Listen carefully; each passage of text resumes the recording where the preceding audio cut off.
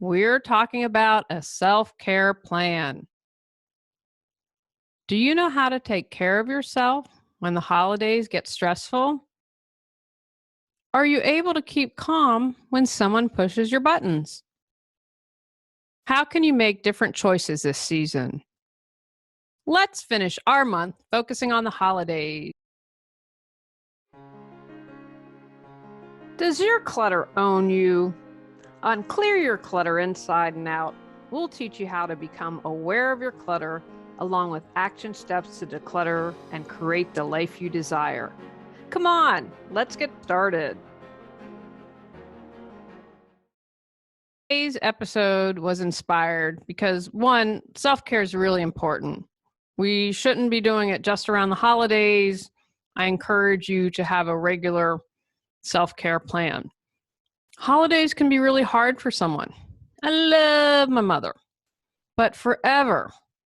When are you going to have a boyfriend? When are you getting married? Who are you dating? I had to hear that all the time. Once in my 20s, and I got married in my 40s, my mother made a comment about, this would be great for Julie.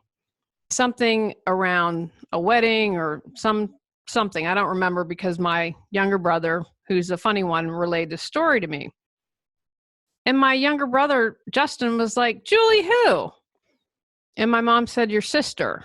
And he said, Mom, she's not even dating anyone. It can be really hard.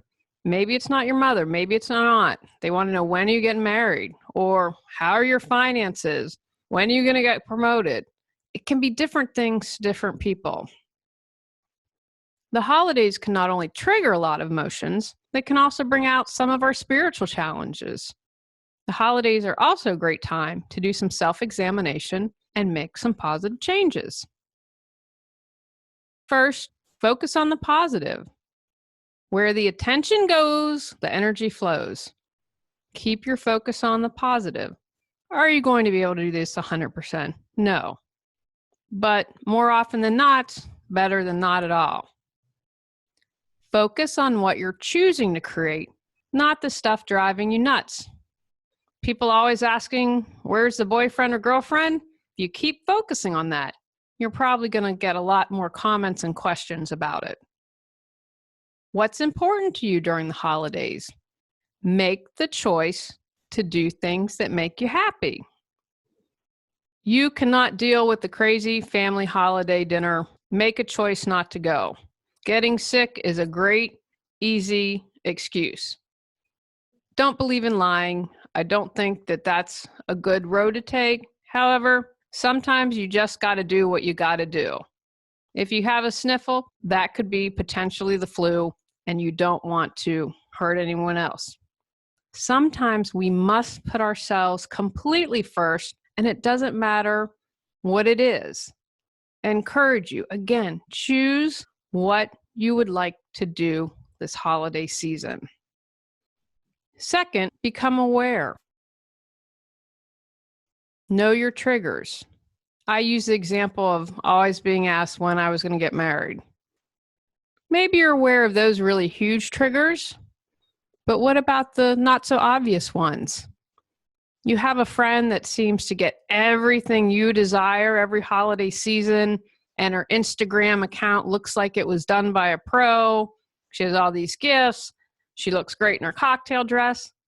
Stay off Instagram. If you know that's a trigger, going to get you in a downward spiral, possibly depress you, make the choice to stay off social media. Where else are your triggers? So if your mom's going to ask about a boyfriend or girlfriend, who can you text? Do you have a sibling that can run an interference? My younger brother was really great for that. Can you silently scream or hit a pillow? Become aware. How do you usually respond? I would get really angry and upset at my mom, and then I would sulk the rest of the night. I wouldn't have a good time. As I got older and worked on myself and cleared some spiritual clutter, I chose to respond differently.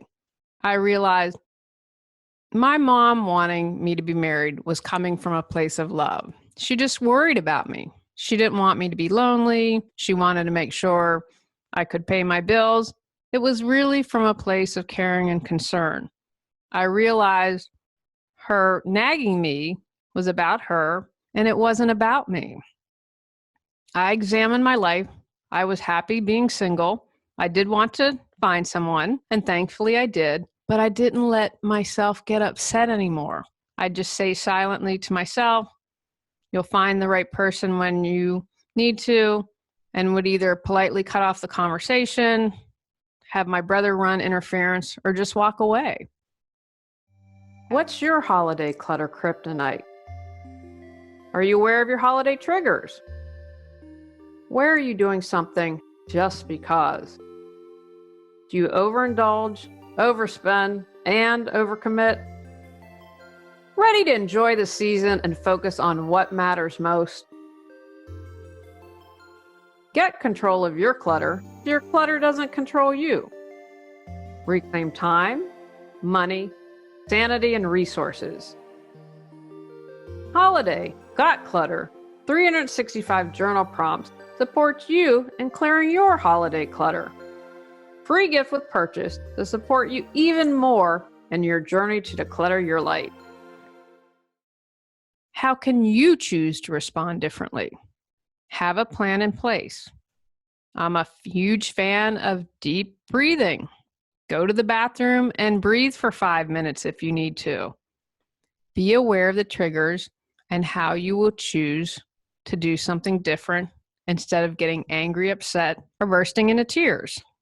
Don't beat yourself up. It's about progress, not perfection. You're wasting energy when you're beating yourself up for not getting it quote unquote right every time. If you manage to choose to respond differently once during the holidays, fantastic. Celebrate that win. And finally, take action. Awareness plus action equals change. Having a plan in place can make a big difference.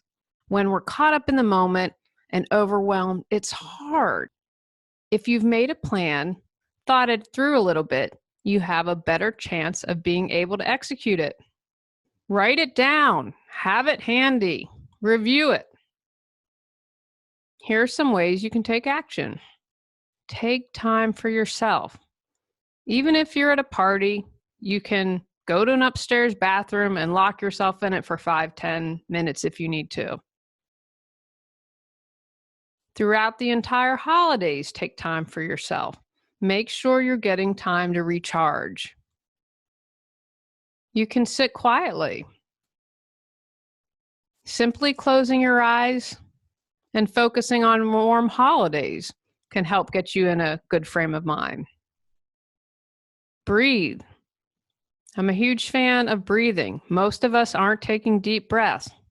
Take a few minutes every day, set your day by doing some deep breathing. I'm a huge fan of bubble baths.